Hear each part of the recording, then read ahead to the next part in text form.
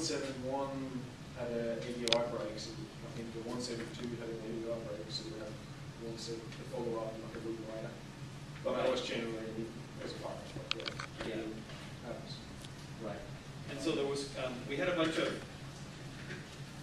schedule issues and a bunch of very uncertain development processes and release content. Nobody quite knew what was going to be in the release, and nobody knew when the release was going to come out.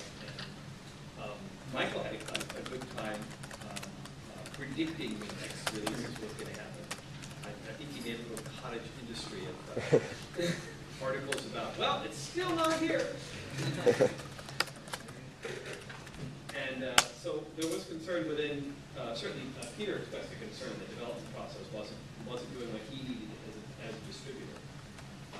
And certainly from my perspective as a device driver provider, having uncertainty in the release process for the Xserver was making it difficult for us to know which API to target and when features would land that we could depend upon. And because our driver in particular is very dependent upon the core server for offering a lot of functionality that other drivers have moved into their driver, it was more critical from my perspective that we get a server development schedule more reliable so that we knew when features were going to be shipping. And so Peter put together a release process document, and there was not a huge amount of discussion, as I recall. There wasn't anything new in there. I don't think it was surprising to anyone as a normal, or was it? It's pretty much like plenty of other projects that do the same already, so most of it just writing it down. Actually, there are, it's kind of surprising. Most projects, most open source projects these days don't have a single point of control for their release branch. Right? Most of them are still, everybody commits whenever they feel like it. Or projects of our size. If you're counting by number of projects, yes. Yeah. If you're counting by relative importance of projects, less so. Yeah. Like GCC has release manager. Right. Right. So as you move into the core of the operating system, it becomes pretty clear that operating system vendors in particular would really like to have a lot more predictability in what the project is, when the project is going to ship the next release, and what the content of that release is going to be, and some knowledge that release is actually reviewed and maybe even tested, and expectations. It's an open source project. Maybe our next release will be terrible, and then somebody else will take over. Ooh, wait a minute. We may have a new method for getting other people to work on our project. Or documentation. Yeah. It did work pretty well for documentation. Good enough, if something is good enough, other people won't step in. That's right. We need We need to be slightly worse than good enough. Yeah. 2,000 employees. Well, we have to use this. That's right. So I know there have been some concerns that about having a single point of control to which all the patches go through. I guess one of the things I wanted to talk about today was what I feel my role is. One of the things that my role definitely is not as the arbiter of taste or the arbiter of what goes into a release. I'm not controlling the content of what people are working on. I certainly comment on patches that I've looked at in terms of functionality and how things are implemented in terms of the review process, but that's very separate from the release management process. I view my role as the current release manager for 1.10 as just making sure that the I's are dotted and the T's are crossed for each patch that goes into the server. So as a release manager, all I'm doing is making sure that every patch that goes into the server is good enough to go into the server. And I'm really not talking about, limiting what goes into the server in any way, or, editorializing changes in any subsystem. There are vast areas of the server that I don't work on myself very closely. EXA, XKB, some of them some of them sadder than others. And so in those areas, I don't really, I can look at, I can look at the code patch and say whether it has, you know, sensible comments. Oh, look, you've forgotten your apostrophe here.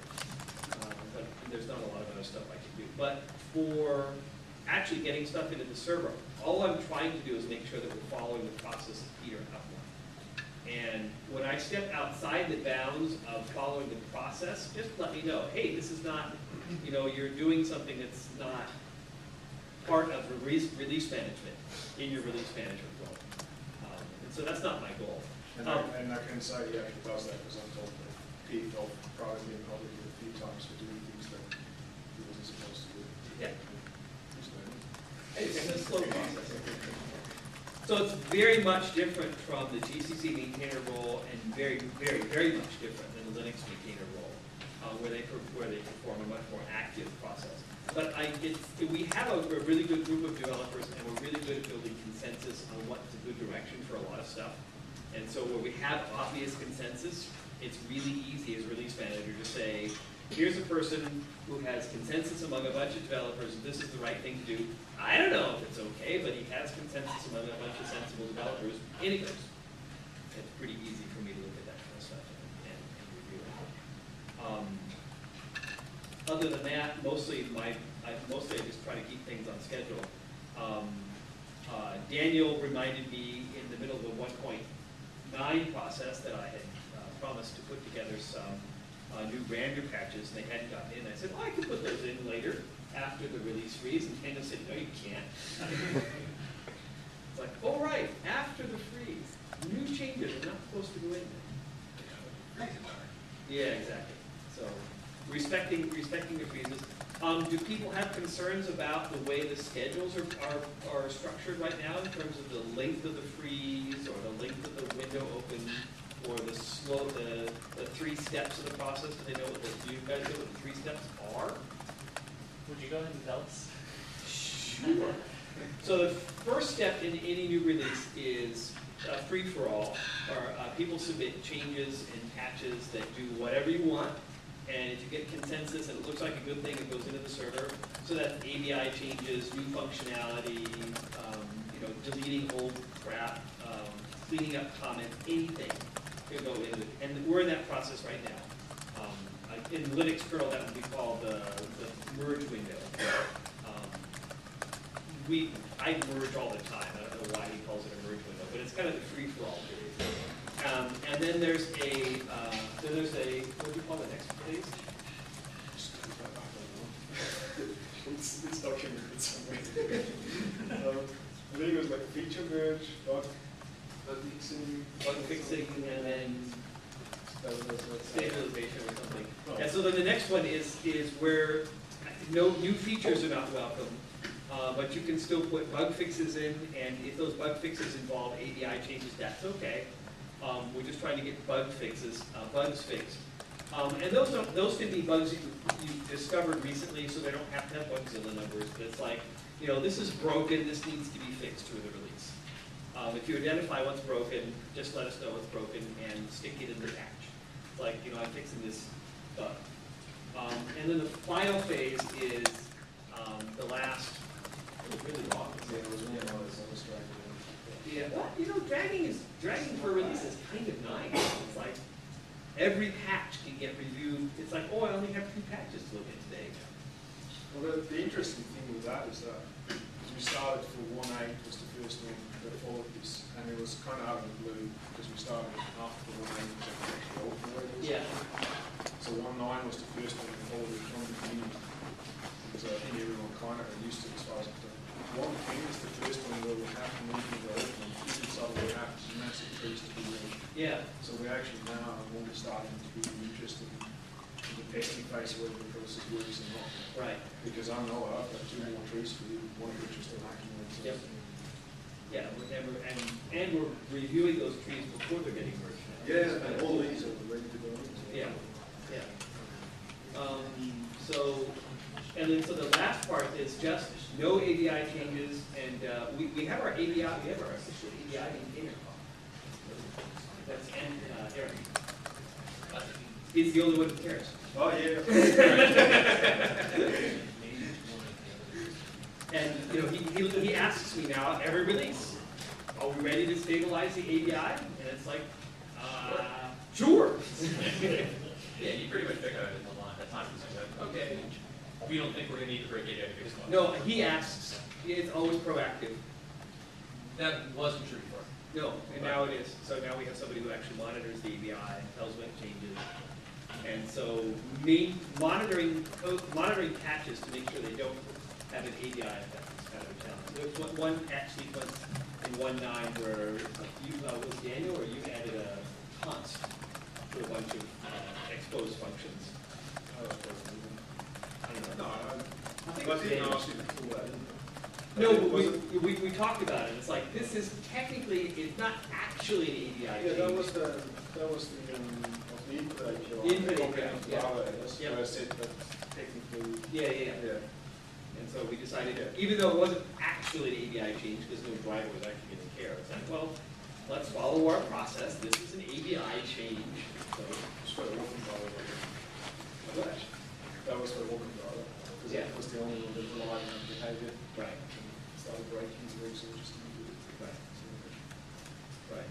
So, and then I think the really nice thing I like about that final couple, or I guess it's a month of stabilization is that the patches that we're putting into the server at that point are very small. I want to make sure that there's an actual, ideally there would be a Bugzilla entry that says this is a regression from the previous release and here's a patch that fixes it.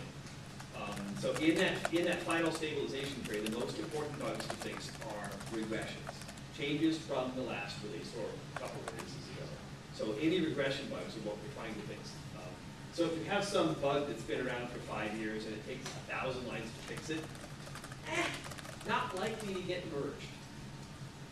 But if you have some bug that like it got introduced that breaks your particular video driver that used to work a month ago, that's kind of patch to work. Because we're trying to make sure that we don't make people's current working configurations stop working. And that's something that we picked up from the Linux kernel, which takes that pretty seriously. And I think that's a really good policy we should try to maintain. So The idea of the last one was essentially it doesn't matter when you release the server at the beginning of that window or at the end, it should be released at any point in time. Right. And so what I'm hoping to teach both developers and distributors is that when the stabilization period begins, that would be an ideal time to test the server.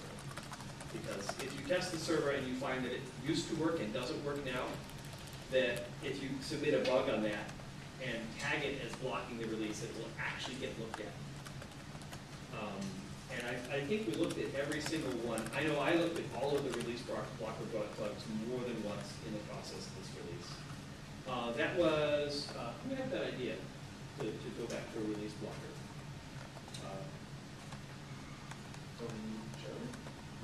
No.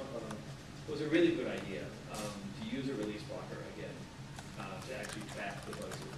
Ajax fixed the bug from what, 1920 or something? Yeah. Wasn't even hard. No, it wasn't a hard bug, but it was like, this bug's been around for forever. And, just noticing bugs that people actually care about. It was a Zinorama bug. Yeah, the release blocker thing really started in like 1.1 or so. Where Yeah. We had it for a while. These were things that when I was doing release management, I want to make sure that as many of these as possible to get resolved because these are things that both seem like egregious bugs Yeah. and that probably aren't that hard to fix. And sometimes they skip a release or not, but Yeah. Well, some of them are really hard to fix. yeah. But it's nice to know, and so if there's something that annoys you about the server, mark it as a blocker.